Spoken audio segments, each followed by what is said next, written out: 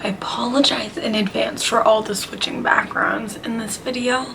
I was switching between like my mom and my dad's house, and then some things I had to do over here on this desk. Some things were not big enough to just use this desk, so I had to use the floor, and I needed water for this video, so I had to use like the sink and outside. So I apologize in advance for all that background switching, but thank you for putting up with me.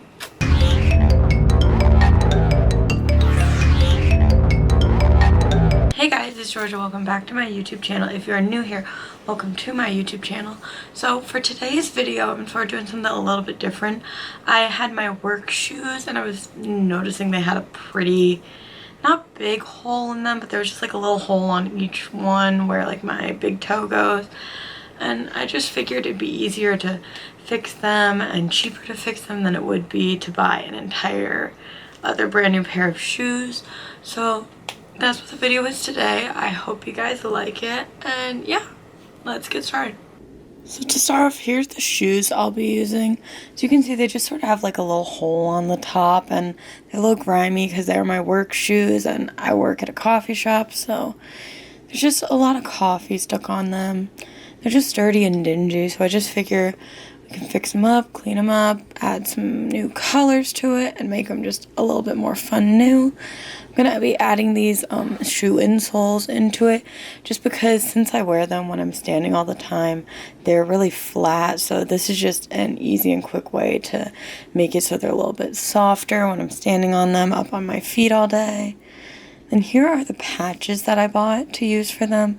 So the cafe that I work at is all sorts of like pink and bright, so I'm going to be using the hot pink and the red, but later in the video you'll see that I didn't actually end up using the red. And we also have Woolite, which is just the cheapest cleaner I could find because I don't really want to put the shoes in the laundry, so I'm just going to be using that to sort of scrub them clean.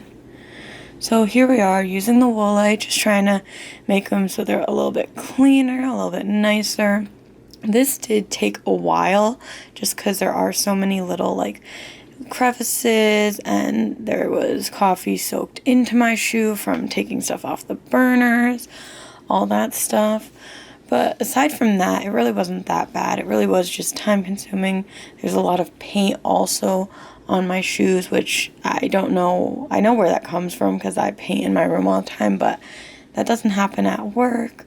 And then here I am, I was taking off the shoelaces because those were getting in the way. Couldn't clean the actual inside of the shoe. I did end up cleaning the shoelaces, but that didn't end up needing to be necessary, so I just ended up cutting that part out.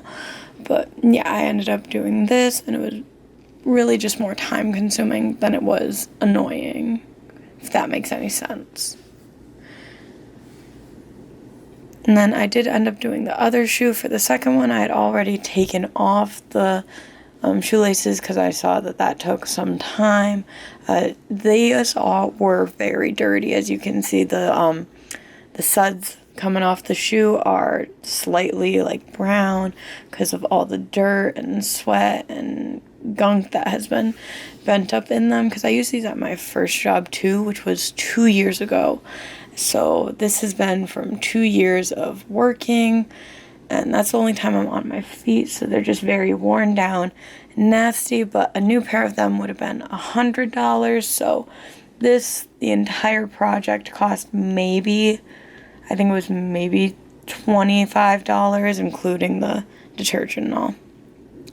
So here I am just trying to be artsy.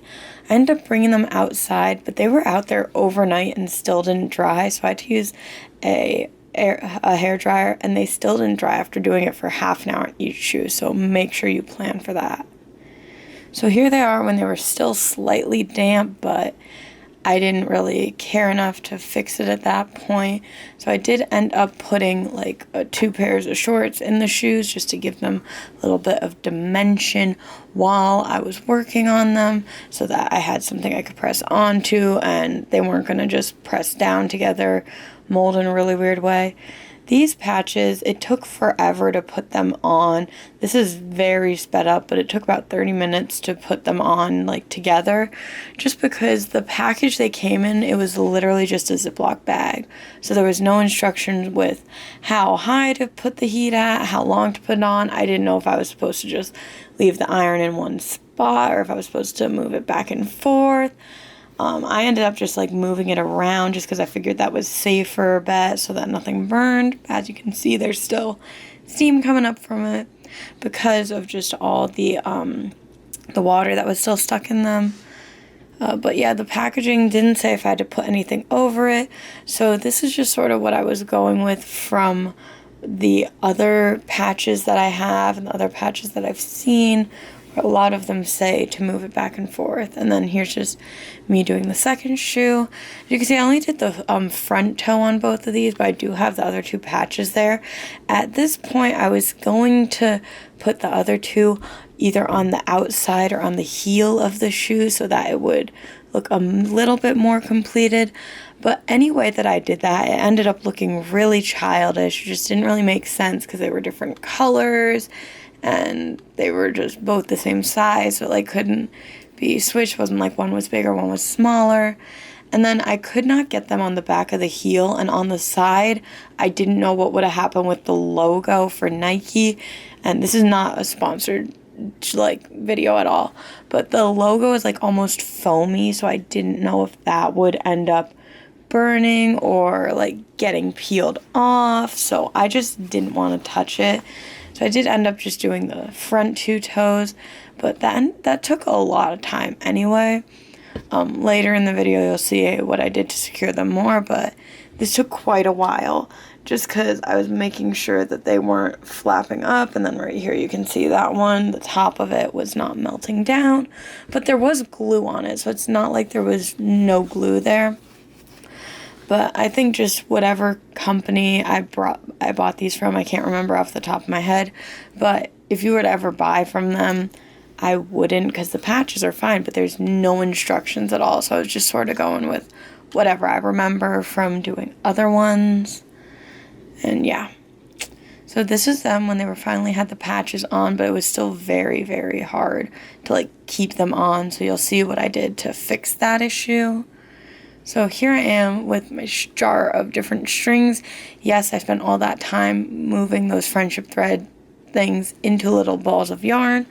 But what I'm ending up doing is I took the 2 balls of black yarn that I had, and I ended up just sewing the patches on after they were already glued on, just around the edges, making sure that it wouldn't fray up. I ended up only showing half of one shoe because this did take in total about 2 hours to do it for both of the shoes. So I'm very happy that I did not end up doing the one on the back because the back padding was a lot thicker too, so it would have taken longer. But this was just to keep them secured because I remember one patch I had, it said to use the glue for temporary because you can rip it off easily, and to sew it on for it to be permanent. And I figure since I'm doing this to make sure that I don't have to buy new shoes, I don't want them to fall off the first or second day I wear them to work, where I'm like running around on my feet, don't want them to fall and trip. And I just feel like this makes it look nicer because it's hard to see, but if you really look, you can. They were slightly raised, like it wasn't very even, so any little like hit or touch or anything, and you could feel it start to peel up. You could like sort of just see it, and it was just very rough. And there was me trying to show that once you put the thread on, it gets smoothed down to look like it's one solid piece of fabric, or to look like the entire flower was embroidered into it. But this was just it was an easy process, but it was just very time consuming because through the petals and like the outside of the actual patch, there's the multiple layers of multiple layers of thread, and there's a layer of fabric on that, something to keep it somewhat like flat and sturdy. And then there's the glue. The actual shoe itself, the specific type that I had, it is pretty much a very breathable like fabric type thing, so it didn't really matter so much if that one was going through or not. I'm sorry if I did just a random cut there. My father came in and asked me for stuff that he already knew. But so anyway, I'm just really doing that. It was just hard to get it through fabric. That's why I had the pliers there, because I'd be able to then get a little bit extra grip when trying to pull it through the patch to make sure that it would come through, the thread wouldn't fall off. It was more a tedious process than anything hard. I do remember that my thumbs hurt a lot because it's a lot of pulling the very thin, tiny needle and then tying them after the string was like gone. That was also very hard because you couldn't really tell how to tie it. I couldn't tie it from behind because I couldn't see it. And then on top, I ended up using some fabric glue later on to make sure that it stayed on. But they haven't fallen off yet, so I'm hoping that means I did this right. But yeah, I did the rest of the second one off camera. And here they are after I completed that. So all of the shoe, all the petals, flower patch is all sewn down, so they are permanently attached. Now I'm going to insert these sole inserts. So this is pretty much just one of the basic things. It's just a little memory foam type thing, goes in your shoe to make it just easier to wear. I just figured this would be best when I'm on my feet every day at work, because then it would make it easier for me to do long shifts. And then with the longer shift, they also match the outside, which you won't see when I'm wearing them, but I just think it's a cute little detail. So after I did that, I told you that I was going to just include the original black laces, but I ended up scratching that idea and going for these hot pink laces I was able to find on Amazon for like $5. They just match the pet a little bit more, make it look a little less random that they're there, and once they were all like laced up, they do look much more put together with the hot pink than they would with just another black, because it just sort of ties the rest of the shoe all together. And then I did the second shoe off camera, so here is my very cringy transition of doing that. But here they are, nice and finished, all laced up, ready to go. So that is all I have for you guys today. I do really like these a lot better than before. The holes are covered, they look cleaner, they look nicer, they're a little bit more bright and cheery than just the plain black. And even though this was a simple video, I hope you guys liked it. If you did, please let me know. You can comment down below, like, subscribe if you want to see more stuff like this. If you want to see more than just the semi-bi-weekly, which I'm trying to post on here, you can follow all my other social medias in the description. You can also find my Etsy and Letgo there if you're looking to buy some stuff you might see in these videos. So that's it. Bye.